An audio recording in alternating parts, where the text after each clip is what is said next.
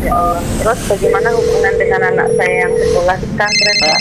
Ini mau Dia bisa nanya bolak-balik harokat Terima kasih seperti Bapak. pada surat An-Nisa Assalamualaikum 164. Ini adalah Bismillah.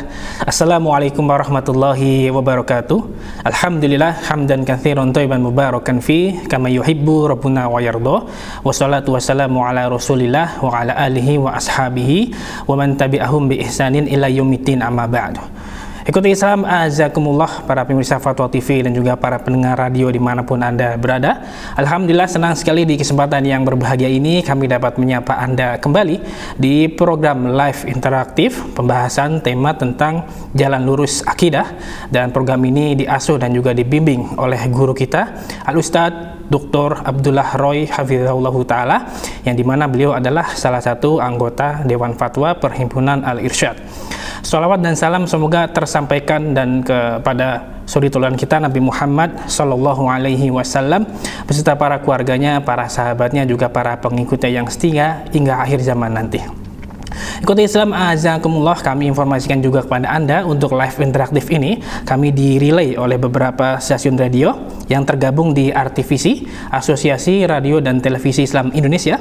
Yang tanya ada Radio Bimbas Yogyakarta, Radio Sahabat Tegal, kemudian Radio Suara Madinah Caruban, Radio MDFM Probolinggo, Radio Hang FM Batam, Radio Amubah Pangkal Pinang, Radio Sago FM Sumatera Barat, kemudian Radio Gemang FM Bontang, ada Radio Al-Hikmah Banyuwangi, Radio Albina AM Bekasi, Radio Tua FM Riau, kemudian Radio Dai Tengaran, dan Radio Mas FM Seragen. Kami ucapkan terima kasih, jazakumullahu khairan.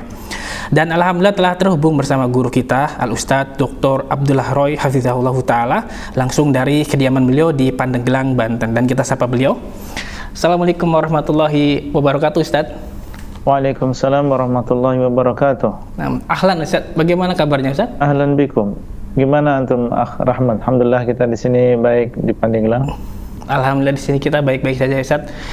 Terima kasih kami ucapkan kepada Ustadz yang telah meluangkan waktunya pada hari ini, Ustadz. Dan sebagaimana biasanya kami minta nasihat di kesempatan hari ini, Ustadz. Tafadhal maskura, Ustadz. Bismillahirrahmanirrahim. Alhamdulillah Rabbil Alamin.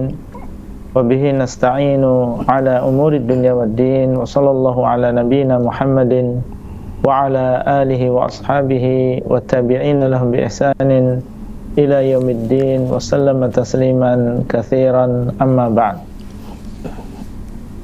Para pemirsa Fatwa TV yang dimuliakan oleh Allah, Allah SWT berfirman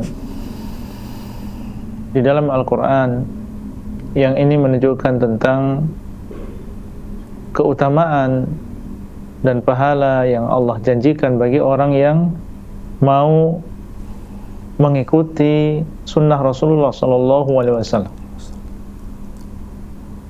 Allah mengatakan, "Qul in kuntum tuhibbunallah, fattabi'uni yuhibbukumullah wa yaghfir lakum dzunubakum.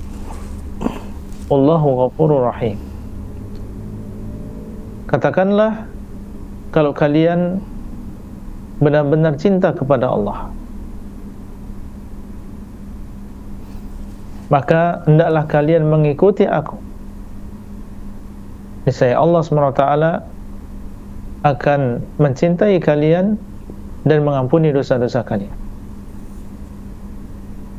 Allah menyuruh nabinya Sallallahu Alaihi Wasallam untuk menyampaikan kepada umatnya yang mereka masing-masing mengaku mencintai Allah, mengabarkan kepada mereka bahwasanya kecintaan kepada Allah yang sebenarnya adalah dengan mengikuti Rasulullah Sallallahu Alaihi Wasallam. Karena orang yang mencintai Allah, dia akan berusaha untuk melakukan amalan dan berbicara dengan amalan dan pembicaraan yang dicintai oleh Allah. Dan orang yang paling melakukan dan paling mengamalkan amalan-amalan yang dicintai oleh Allah dan berbicara dengan pembicaraan dan ucapan yang dicintai oleh Allah adalah Nabi kita Muhammad sallallahu alaihi wasallam. Fattabi'uni, maka hendaklah kalian mengikuti aku.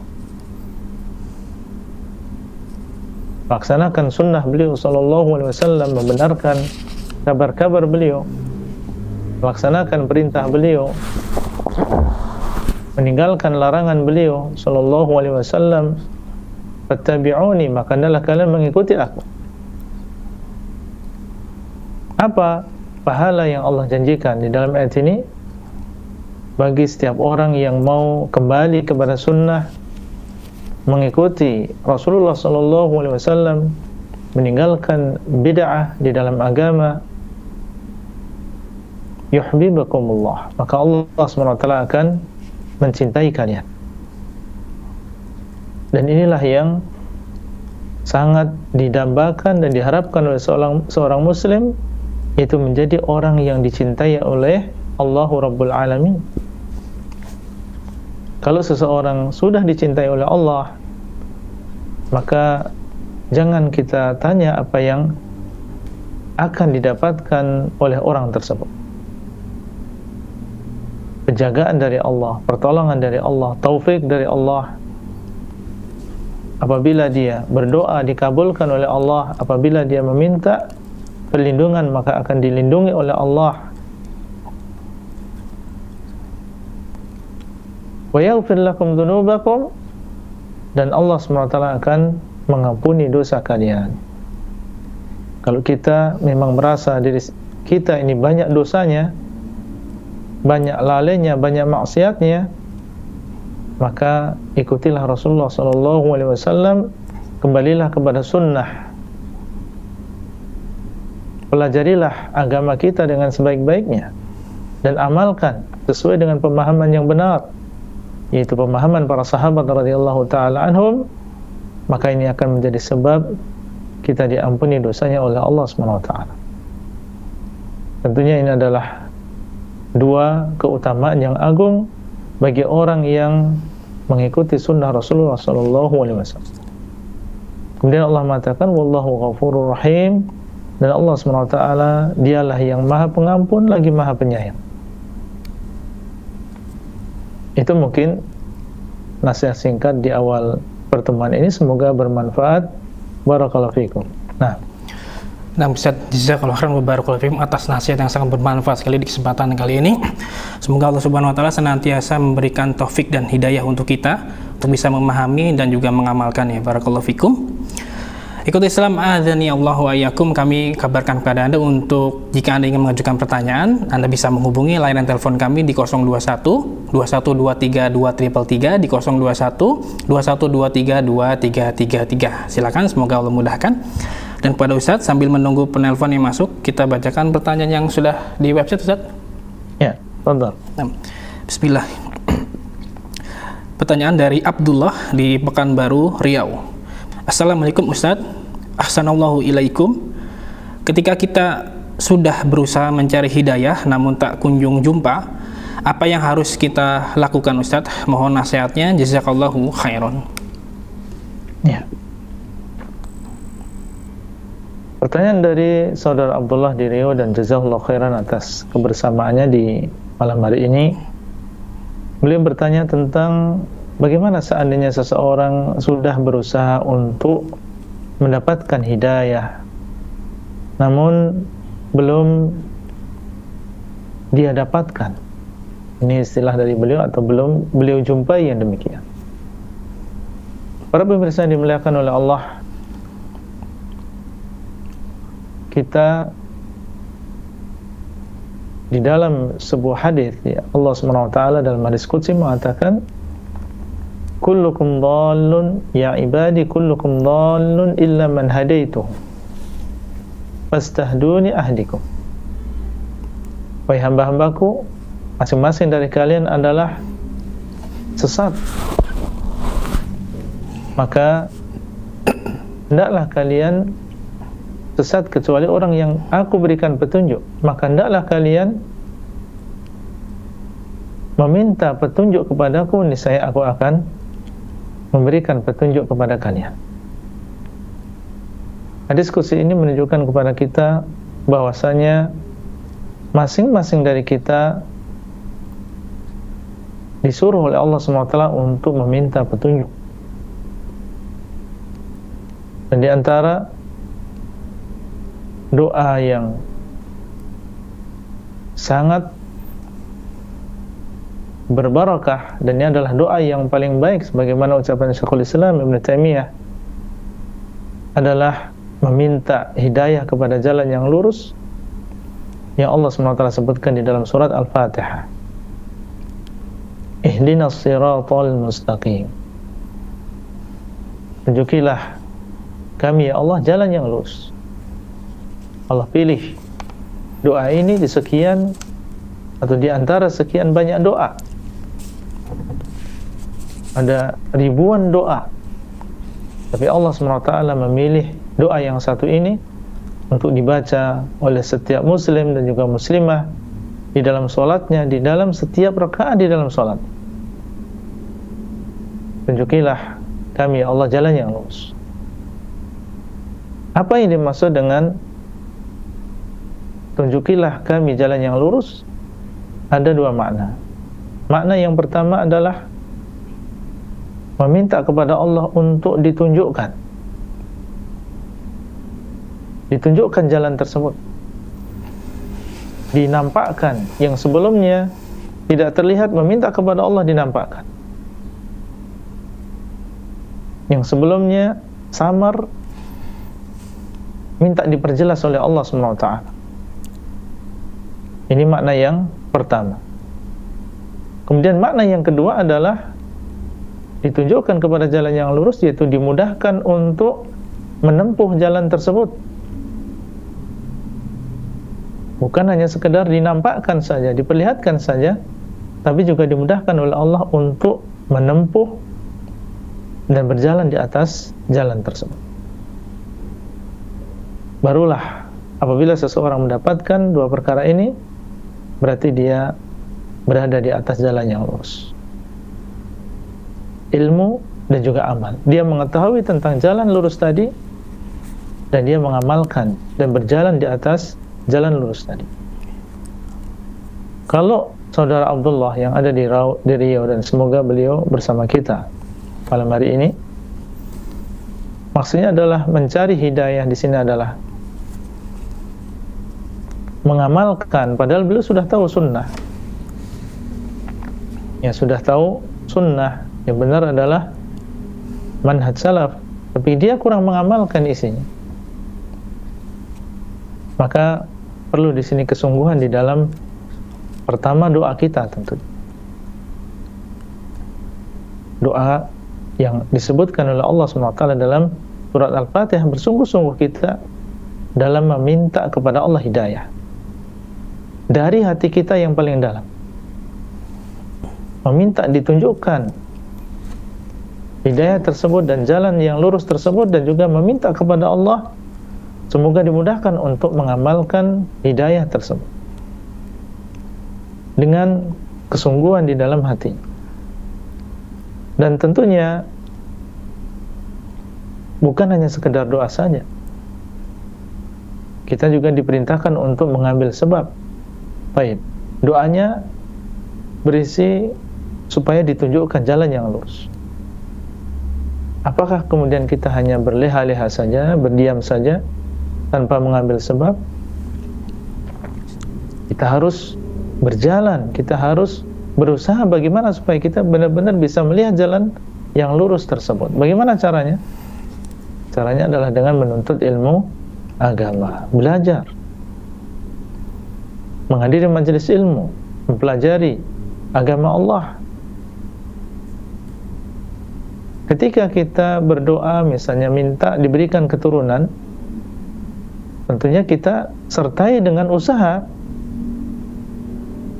Dengan menikah pun tidak sembarangan, tapi dia berusaha untuk memilih siapa di antara mereka yang banyak anaknya.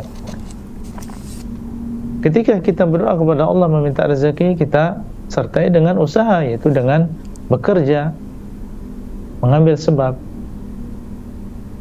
Demikian pula ketika seseorang dia ingin mendapatkan hidayah dari Allah, hidayah yang sebenarnya kepada ilmu dan juga amalan, maka hendaklah dia mengambil sebab, yaitu dengan cara mempelajari ilmu agama.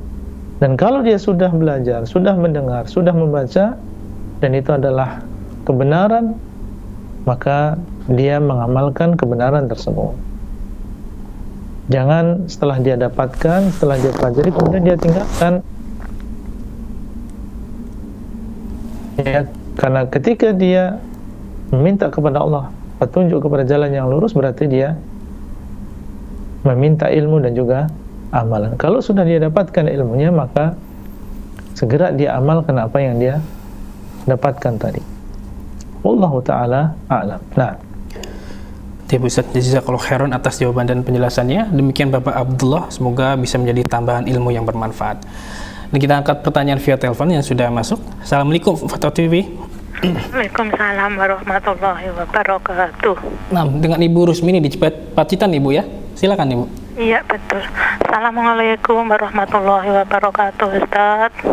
Assalamualaikum warahmatullahi wabarakatuh. Masyaallah. Silakan Ibu. Ini saat ini, mohon maaf saya tidak bertanya untuk sementara waktu. Kami hanya curhat, Ustaz. Kami mohon bimbingan dan arahan dari Ustaz, karena cobaan yang diberikan kepada kami sangat bertubi-tubi saat ini dari Allah Subhanahu wa Ta'ala. Kami menerima, kami sabar, insya Allah. Kami berusaha semampunya untuk memohon yang terbaik, dan kami mohon pada Ustadz, mudah-mudahan diberi kepada kami yang terbaik. Kalau memang Allah menghendaki, Allah memanggil saya, mudah-mudahan dipanggil dengan husnul khotimah. Kalau memang masih ada sisa umur yang diberikan kepada kami, mudah-mudahan sisa umur yang berbarokah, Ustadz. Saya saat ini sedang sakit, juga tangan saya yang habis jatuh juga belum sembuh, masih beberapa hari lagi ini diharuskan kontrol. Juga ibu saya yang kena stroke sering menangis menanyakan saya, terus apa yang harus saya amalkan, apa doa harus saya panjatkan, Ustadz. Kami mohon kepada Ustadz agar membantu, memohonkan doa agar diberi yang terbaik kepada saya, Ustadz. Terima kasih jawabannya. Mohon maaf, sekali lagi mohon maaf, Ustaz. Assalamualaikum warahmatullahi wabarakatuh. Waalaikumsalam warahmatullahi wabarakatuh. Ya Ibu Rusmini. Nah, silakan Ustaz. Ya, Ibu Rusmini di Pacitan, hafizakillah. Pertama tentunya kita berdoa kepada Allah Subhanahu wa taala secara khusus untuk Ibu Rusmini dan juga Ibunda. Semoga Allah SWT segera memberikan kesembuhan, dengan kesembuhan yang tidak meninggalkan bekas sedikit pun. Dan yang kedua, tentunya yang bisa kita lakukan adalah memberikan nasihat untuk bersabar.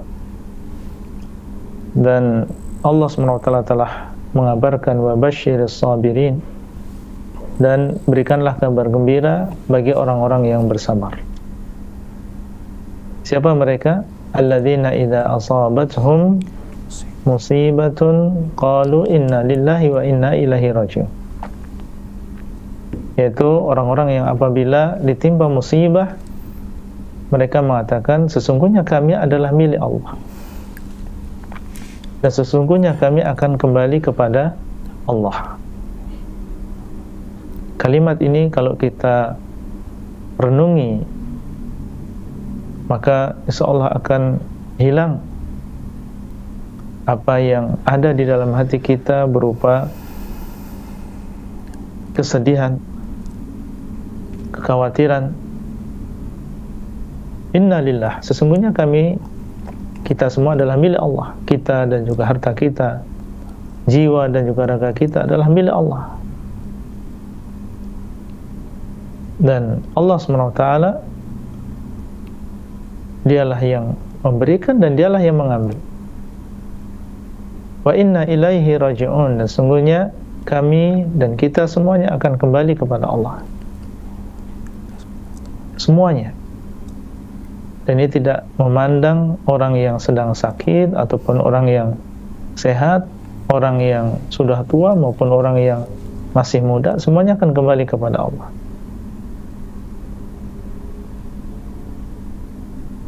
Dan Allah SWT menyebutkan tentang keutamaan orang yang bersabar, bahasanya pahala yang Allah berikan kepada mereka ini adalah sangat besar. Sampai Allah mengatakan innama yuwaffas sabiruna ajrahum bighairi hisab. Sungguhnya akan disempurnakan pahala orang-orang yang bersabar tanpa perhitungan. Sehingga sabar inilah yang bisa kita wasiatkan. Tentunya sabar yang baik, hati kita dalam keadaan ridha terhadap takdir Allah SWT. Jangan sampai hati kita menggerutu, jangan sampai terucap di dalam lisan kita sesuatu yang menunjukkan tidak ridha dengan takdir Allah. Demikian pula jangan sampai kita melakukan perbuatan-perbuatan yang menunjukkan tidak ridha dengan takdir Allah. Apa yang Allah SWT takdirkan untuk kita, itulah yang terbaik. Seperti yang tadi diungkapkan oleh Bu Rosmini, kalau memang diberikan umur yang atau dipanggil oleh Allah SWT semoga husnul khatimah, dan seandainya diberikan umur oleh Allah SWT semoga menjadi tambahan waktu untuk menambah amal soleh kita, maka ini adalah prinsip yang luar biasa. Dan inilah yang seharusnya ditiru oleh tiap muslim. Dan Nabi SAW mengatakan dalam doanya, ya Allah, seandainya engkau mewafatkan aku, fatawaffani alal Islam. Ya Allah, seandainya engkau mewafatkan aku, maka wafatkan aku di atas Islam, yaitu menjadi seorang hamba yang menyerahkan diri kepadamu. Atau dalam doa yang lain beliau mengatakan, seandainya diberikan kematian, maka jadikanlah kematian ini sebagai istirahatku dari dosa-dosaku. Dan seandainya engkau berikan aku kehidupan, maka jadikanlah kehidupan ini sebagai tambahan amal soleh untuk diriku. Au kama qala sallallahu alaihi wasallam. Semuanya baik bagi seorang muslim. Semuanya baik bagi seorang muslim, dan kita husnudzon kepada Allah SWT, berbaik sangka kepada Allah SWT. Dan Allah mengatakan dalam hadis qudsi bahwasanya ana inda dhanni abdi bi, sesungguhnya aku sesuai dengan persangkaan hambaku kepadaku. Inna ma'al usri yusra, sesungguhnya bersama kesulitan insyaallah ada kemudahan. Setiap kesulitan pasti ada kemudahan. Allah SWT mengulang di dalam surat Al-Insyirah 2 kali, fa inna ma'al usri yusra, inna ma'al usri yusra. Sesungguhnya bersama kesulitan itu ada kemudahan. Bersama kesulitan itu ada kemudahan. Semoga Allah SWT memberikan kesembuhan yang segera kepada Ibu Rosmini dan juga ibunda, dan secara umum saudara-saudara kita kaum muslimin yang saat ini sedang terkena musibah, sedang diberikan ujian oleh Allah SWT dengan sakit. Semoga Allah SWT memberikan kesembuhan dan menjadikan mereka orang-orang yang bersabar ketika mendapatkan musibah. Wallahu ta'ala a'lam. Nah, Baik Ustaz, jazakallahu khairan atas nasihatnya. Demikian Ibu Rosmini di Pacitan, barakallahu fiik. Dan kita angkat kembali pertanyaan via telepon. Assalamualaikum Fatwa TV. Assalamualaikum Ustaz. Ya, dengan Abu Rofis di Bukit Tinggi. Silakan Abu. Ya. Assalamualaikum warahmatullahi wabarakatuh. Ya, mau nanya gini Ustaz. Kalau ada beberapa tetangga kita yang akhlaknya kurang baik gitu Ustaz, apakah kita boleh menghindar ketemu sama dia Ustaz? Maksudnya ya sekedar tegur sapa aja Ustaz, cuman nggak untuk berteman gitu Ustaz, cuma sekedar negur aja gitu kalau ketemu Ustaz. Tapi kalau bisanya sih kita menghindar gitu Ustaz, bolehkah kita kayak gitu Ustaz sama tetangga yang akhlaknya kurang baik Ustaz? Itu aja Ustaz. Assalamualaikum warahmatullahi wabarakatuh. Waalaikumsalam. Waalaikumsalam warahmatullahi wabarakatuh. Ya, itu aja Ustaz. Nah, saudara Abu Rafi ya, Rofis di Bukit Tinggi. Pekanbaru, nggak salah tadi ya, Bukit Tinggi, Ustaz. di Bukit Tinggi. Ya. Nabi SAW mengatakan permisalan teman yang baik ini seperti penjual minyak uang, dan permisalan teman yang jelek ini seperti tukang pandai besi. Orang yang baik maka dia seperti penjual minyak wangi. Mungkin kita membeli darinya, mungkin kita diberikan oleh dia secara cuma-cuma minyak wanginya, atau minimal kita mencium bau yang wangi. Kalau kita berteman dengan seorang pandai besi, mungkin kita terbakar sebagian baju kita, terkena percikan api, atau minimal baju yang kita pakai ini kotor karena kita dekat-dekat dengan orang yang sedang kecimpung dengan bara api dan juga arang dan seterusnya. Nah, ini menunjukkan bahwasanya seorang muslim didorong untuk berteman dengan orang-orang yang saleh. Tentunya yang saleh dari sisi ibadahnya, demikian pula baik akhlaknya. Karena yang namanya teman ini sangat mempengaruhi. Ketika antum berteman dengan orang yang memiliki akhlak yang baik, dia murah senyum, dia suka menolong orang lain, dia tidak menyakiti orang lain dan menzalimi orang lain, maka ini tentunya akan memberikan pengaruh tersendiri bagi diri seseorang. Sebaliknya, orang yang berteman dan menjadikan teman akrab seorang yang memiliki akhlak yang jelek, maka ini juga akan mempengaruhi. Dia memiliki sifat yang bakhil, atau dia suka membicarakan orang lain, mengadu domba orang lain. Oleh karena itu, apa yang ditanyakan, bolehkah kita menjauh dari orang yang memiliki akhlak yang jelek? Tentunya itulah yang diperintahkan. Karena yang namanya teman atau sahabat ini akan memberikan pengaruh. Dan yang dimaksud di sini adalah menjadikan teman akrabnya. Bolehkah kita menyapa? Jawabannya boleh-boleh saja. Ya, tapi jangan sampai dijadikan sebagai teman yang akrab. Menghindar kejelekan akhlaknya tidak masalah. Ya, tapi seandainya secara tidak sengaja dia datang ke rumah misalnya, atau bertemu di jalan, kemudian kita mengucapkan salam atau menyapa sebentar, maka ini tidak masalah. Yang demikian dahulu Nabi SAW pernah suatu saat duduk bersama Aisyah radhiyallahu taala anha. Kemudian datanglah seseorang, sebelum dia masuk ke rumah, Nabi SAW mengatakan, bi'sa akhul ashirah. Orang yang akan datang ini adalah orang yang paling jelek di kaumnya, kenal dengan jeleknya akhlak yang dia miliki. Kemudian laki-laki itu masuk ke rumah, dan Nabi SAW menyambutnya dengan tersenyum.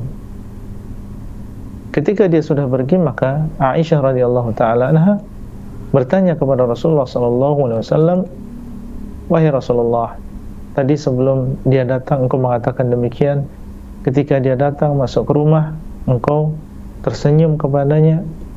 Karena Aisyah menyangka bahasanya ketika Nabi SAW mengatakan yang seperti itu, berarti nanti pas masuk rumah akan diperlakukan demikian dan demikian, mungkin dicemberuti dan seterusnya. Ternyata tidak.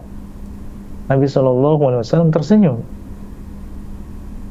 Maka beliau SAW menyebutkan alasannya bahwasanya sejelek-jelek manusia adalah orang yang ditinggalkan oleh manusia karena kejelekan akhlaknya. Atau kama qala sallallahu alaihi wasallam. Ini menunjukkan bahwasanya boleh kita, ya, istilah para ulama, bermudarah, yaitu kita berakhlak yang baik kepada orang yang menyimpang. Bertemu dengan mereka dalam keadaan kita, ya, tersenyum dengan mereka, tidak masalah.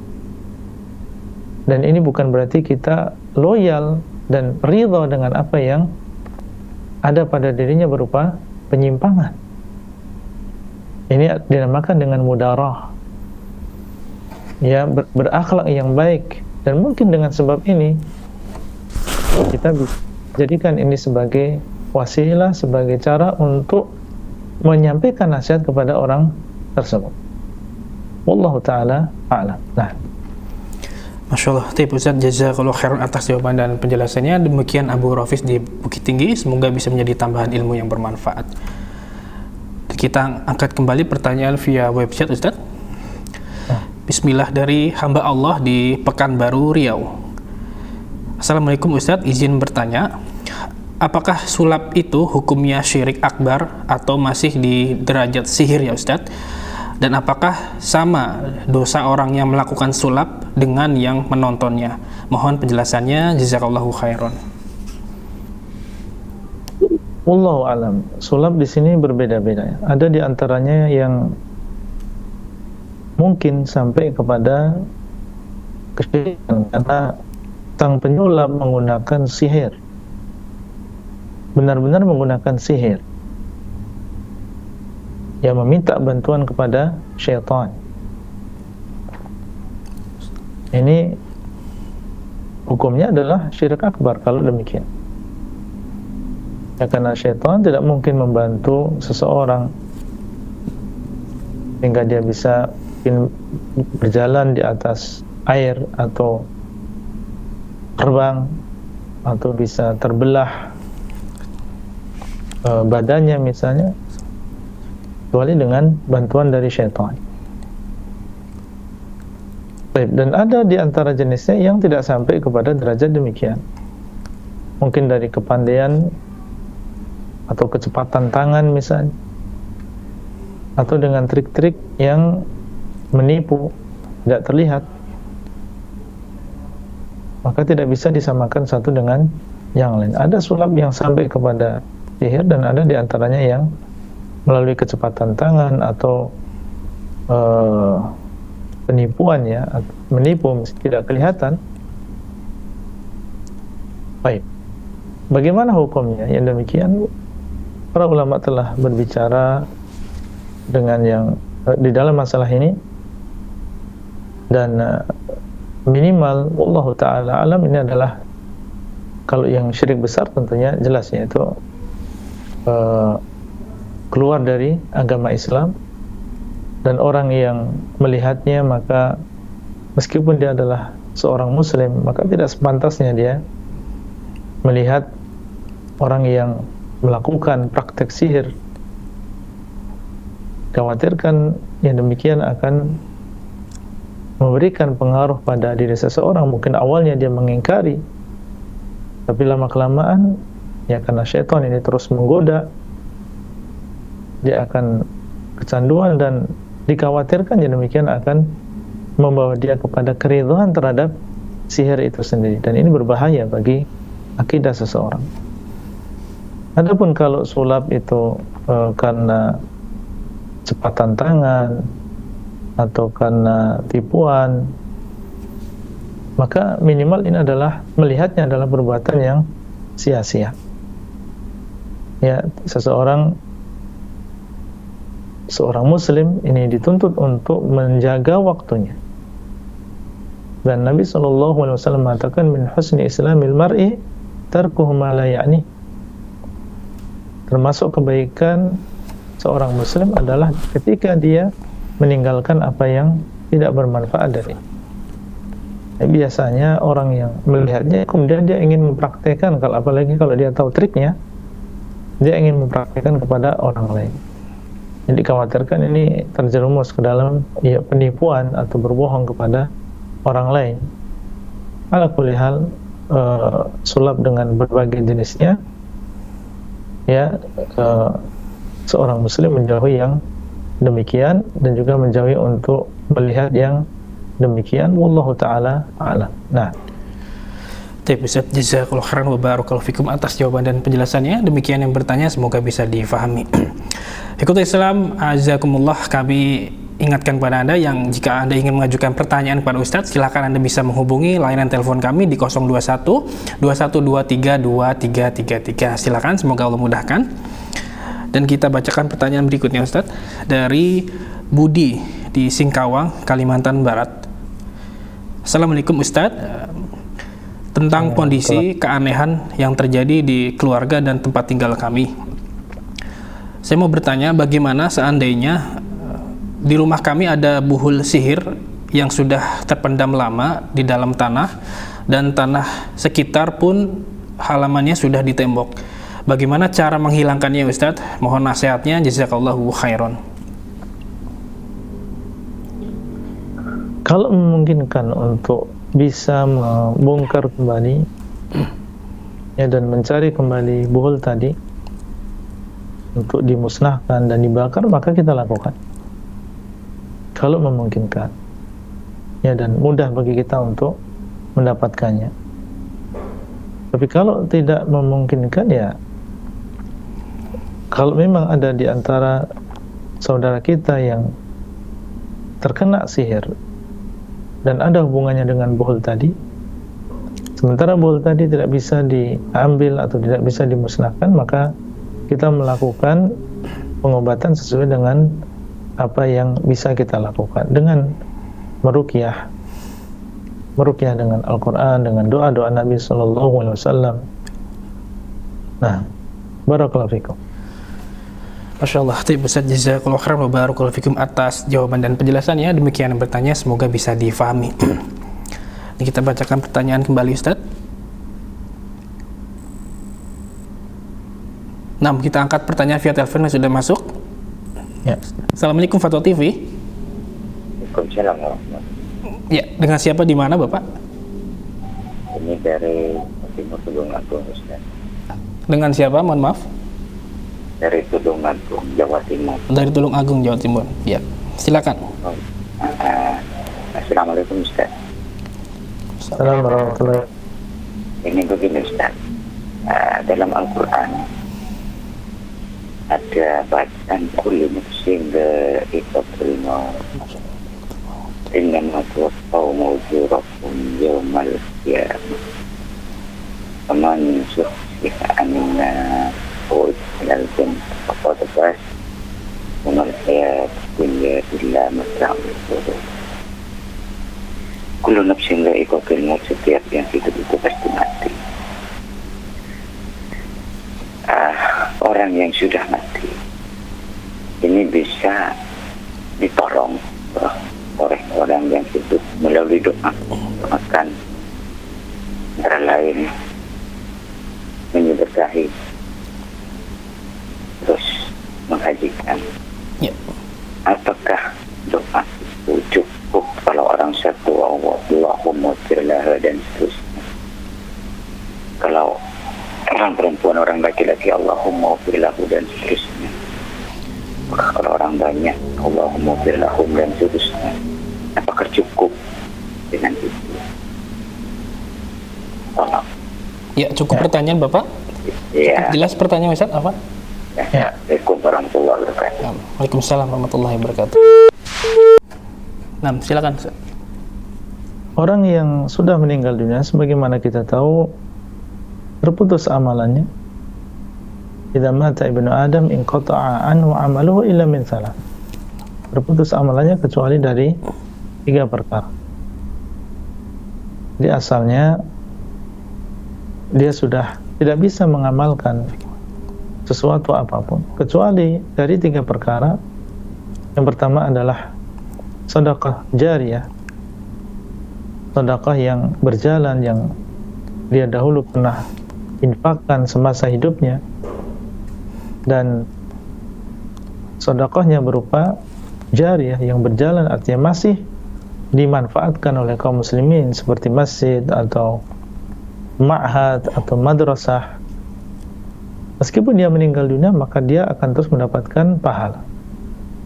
Kemudian juga ilmu yang bermanfaat yang dulu diajarkan, maka ini masih bisa terus mengalir pahalanya meskipun dia meninggal, dan doa dari anak yang soleh.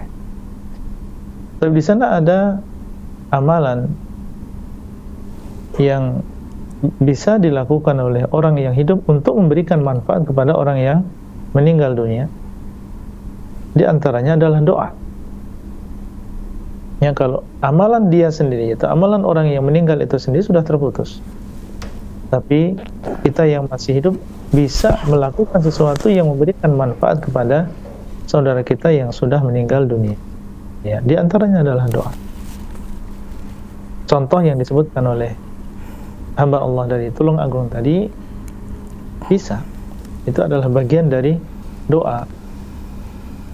Mengatakan Allahumma ighfirlahu warhamhu wa'afihi wa'fu anhu. Meminta kepada Allah SWT ampunan dosa untuk orang yang meninggal dunia. Meminta kepada Allah rahmah dan juga kasih sayang untuk orang yang meninggal dunia. Ini doa-doa yang agung. Meminta kepada Allah ampunan.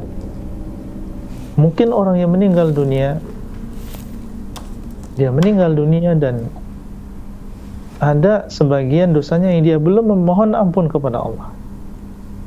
Dia belum bertobat kepada Allah. Dan sekarang dia merasakan, mungkin dia merasakan akibatnya. Maka kita yang masih hidup meminta kepada Allah, ya Allah ampunilah si fulan. Dengan kesungguhan. Semoga dengan doa kita tadi Allah mengampuni dosanya dan menghentikan azabnya. Demikian pula kita meminta kepada Allah kasih sayang, semoga Allah merahmati orang yang meninggal ini. Jadi apa yang dicontohkan tadi itu adalah satu contoh di antara doa yang bisa kita panjatkan kepada Allah SWT untuk saudara-saudara kita yang meninggal dunia. Nah, wallahu a'lam. Nah, Ustaz, jazakallahu khairan wa barakallahu fikum atas jawaban dan penjelasannya. Demikian yang bertanya, semoga bisa menjadi tambahan ilmu yang bermanfaat.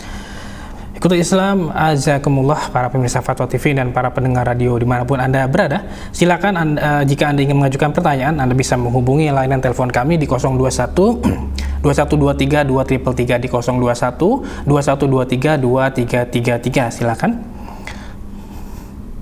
Dan kita bacakan pertanyaan kembali, Ustaz, dari website. Dari Zain di Lombok Barat, Nusa Tenggara Barat. Assalamualaikum warahmatullahi wabarakatuh. Ustadz, izin bertanya, bagaimana hukumnya menjadi makmum sholat ketika imam tersebut mendukung dan memfasilitasi kegiatan istrinya sebagai dukun? Mohon nasihat dan penjelasannya, Ustadz. Syukron. Baik, orang yang mendatangi dukun, maka ini bermacam-macam hukumnya.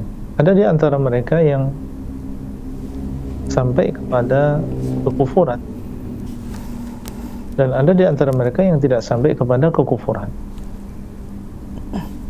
Sampai kepada kekufuran kalau sampai dia meyakini bahwasanya dukun itu benar-benar mengetahui ilmu yang gaib. Alimul ghaibi fala yudhiru ala ghaibihi ahada illa man irtadha min rasul. Dialah Allah SWT yang mengetahui ilmu yang gaib, maka Allah SWT tidak menampakkan ilmu gaib tersebut kepada seorang pun kecuali kepada orang yang Allah ridhai di kalangan para rasul.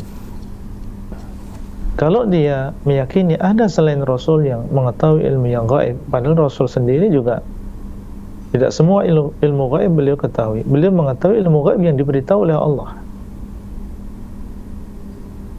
Maka berarti dia telah mendustakan apa yang ada di dalam Al-Quran.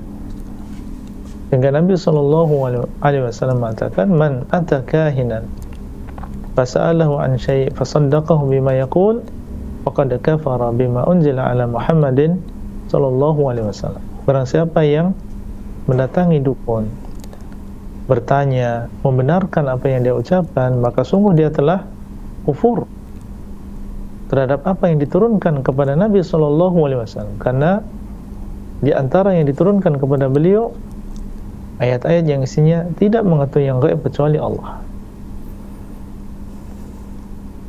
Taib, ada orang yang datang ke sana bertanya saja dan dia tidak membenarkan. Maka Nabi SAW mengatakan, man ata kahinan fasa'alahu an syai' lam yuqbal aw lam tuqbal lahu salatun 40 yawm. Barang siapa yang mendatangi seorang dukun,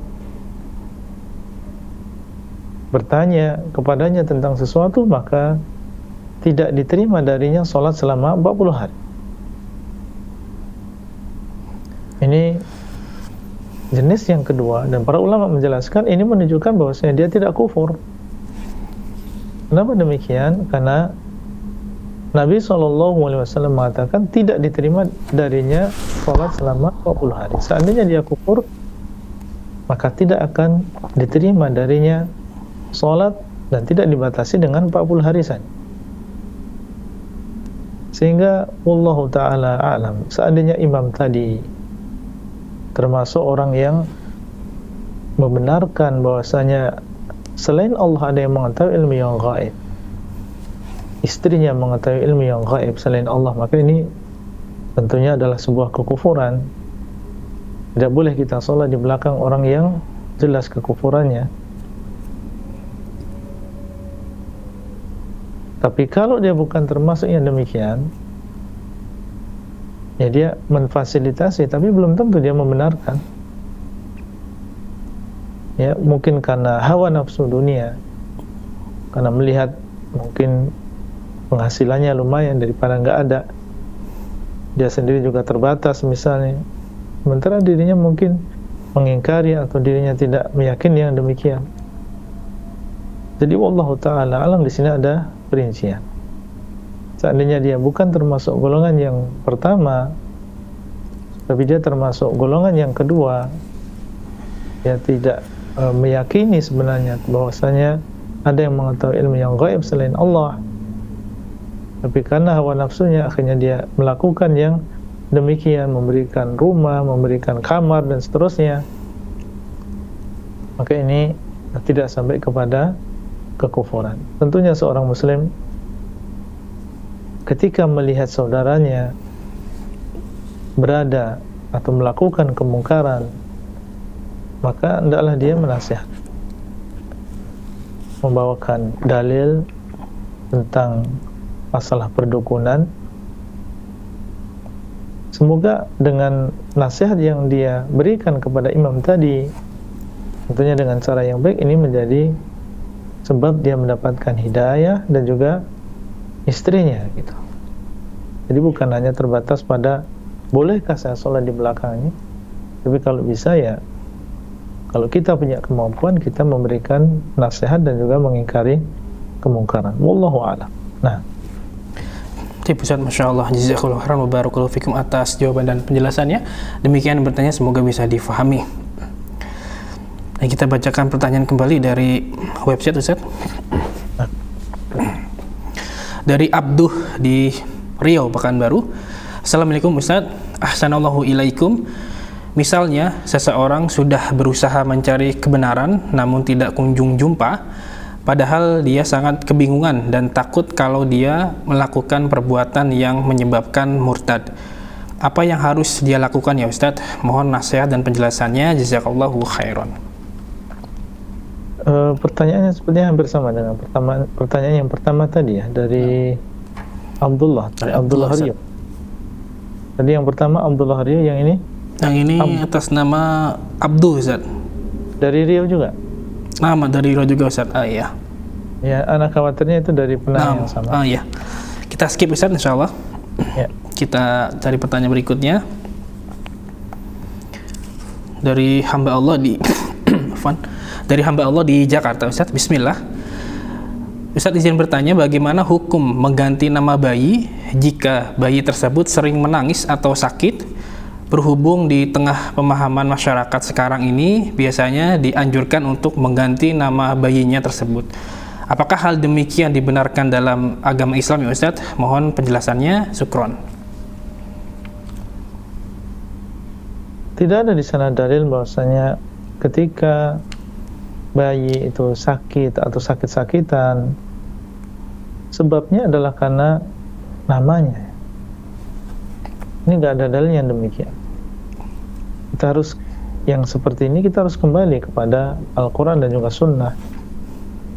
Karena Allah SWT yang menciptakan sakit dan juga Allah SWT yang menciptakan sebabnya. Jangan sampai seseorang mengucapkan sesuatu tanpa ilmu, mengucapkan sesuatu atas nama Allah tanpa ilmu. Allah SWT dialah yang menciptakan sakit dan Allah yang menciptakan sebabnya. Dari mana dia tahu bahwasanya sakit ini disebabkan oleh namanya yang keberatan misalnya? Ini ya dikhawatirkan termasuk tatoyur atau berdusta atas nama Allah tanpa ilmu. Ya. Jadi mengganti nama bayi dengan sebab itu, ini sesuatu yang tidak ada dalilnya dan tidak dilakukan oleh para sahabat radhiyallahu taala anhum, dan sekali lagi dikhawatirkan ini adalah termasuk bagian dari tatoyur. Nah, jadi nama ini kalau nama tersebut tidak ada larangannya secara syar'i, ya maka kita biarkan dia memiliki nama tersebut. Kalau tidak ada larangannya secara syar'i, maka kita biarkan. Yang diganti adalah ketika nama tersebut melanggar syariat. Misalnya ada seseorang namanya Ar-Rahman, ini nggak boleh. Ya, memiliki nama dengan Ar-Rahman tidak boleh. Atau memiliki nama Al-Khaliq, yang mencipta, ini juga tidak boleh. Atau seseorang memiliki nama misalnya Abdu, kemudian setelahnya adalah nama manusia, Abdu Ibrahim misalnya, atau nama berhala misalnya Abdul Uzza, maka ini nama-nama yang harus diganti. Tapi kalau nama-nama yang tidak ada di sana larangan secara syariat, maka tidak apa-apa. Meskipun dia sakit, ya, maka sebabnya adalah bukan karena nama tersebut. Wallahu ta'ala a'lam. Nah, Jazakallahu khairan wa barakallahu fiikum atas jawaban dan penjelasannya. Demikian yang bertanya, semoga bisa menjadi tambahan ilmu yang bermanfaat. Dan kita bacakan pertanyaan, mungkin pertanyaan terakhir Ustaz di kesempatan kali ini, dari Abdillah Hashim di Bandung, Jawa Barat. Bismillah, izin bertanya Ustaz. Pada sholat Jumat, ada satu masjid yang selalu mengamalkan sholawat nariyah yang isinya merupakan bentuk kesyirikan. Jika tidak ada masjid lain, apakah boleh kita sholat Jumat di masjid tersebut? Mohon penjelasannya, syukron. Ucapan penanya bahwasanya mutlak di situ adalah kesyirikan, maka ini perlu diperinci ya. Dan memang sholawat nariyah ini ada pembicaraan di antara para ulama karena kandungan isinya yang melenceng, tapi mereka memiliki perinciannya. Kalau maksudnya demikian, maka ini adalah termasuk syirik. Tapi kalau maksudnya adalah demikian, maka ini termasuk kebid'ahan. Ini perlu diperinci. Kalau itu adalah maksud mereka adalah yang kedua, yaitu termasuk kebid'ahan, maka tentunya ini tidak sampai kepada kesyirikan. Tidak masalah seseorang sholat di masjid tersebut, mereka adalah muslim, kita berimam kepada seorang muslim, tidak masalah. Tapi kalau yang dimaksud dan dengan jelas dengan terang bahwa yang dimaksud adalah yang pertama, ya maka ini adalah kesyirikan. Tentunya seseorang menghindar untuk sholat di masjid tersebut tapi mencari masjid yang lain. Kalau kita belum tahu, maka asalnya adalah muslim. Asalnya mereka adalah muslim, silahkan kita sholat di tempat tersebut dan tidak masalah, wallahu ta'ala a'lam. Nah, Masya Allah. Nah, Ustaz, jazakallahu khairan wa barakallahu fikum atas jawaban dan penjelasannya. Demikian yang bertanya, semoga bisa difahami. Dan pertanyaan tersebut adalah pertanyaan terakhir di kesempatan kali ini, Ustaz, dan juga sekaligus mengakhiri perjumpaan kita pada hari ini. Terima kasih kepada Ustaz yang kami ucapkan yang telah meluangkan waktunya di kesempatan kali ini, Ustaz. Semoga Allah Ta'ala senantiasa menjaga Ustaz dan juga kru di sana. amin semuanya insyaallah. Amin. Ikuti Islam azakumullah, para pemirsa Fatwa TV dan juga para pendengar radio dimanapun Anda berada. Demikian live interaktif pada hari ini. Semoga apa yang disampaikan Ustaz bisa bermanfaat dan kita bisa mengambil faedahnya. Kami kru yang bertugas mohon undur diri. Mohon maaf bila ada kekurangan dan kesalahan, dan mohon maaf juga atas pertanyaan yang sudah masuk yang belum sempat kami bacakan karena keterbatasan waktu. Dan semoga kita bisa berjumpa di lain kesempatan. Kita tutup. Subhanakallahumma wa bihamdika asyhadu an la ilaha illa anta astaghfiruka wa atubu ilaik. Wassalamualaikum warahmatullahi wabarakatuh. Ya Allah. Terus bagaimana hubungan dengan anak saya yang sekolah di pesantren, Pak? Ini mau Dia bisa nanya bolak-balik harokat Terima kasih seperti Bapak. pada surat Assalamualaikum An-Nisa warahmatullahi wabarakatuh. 160.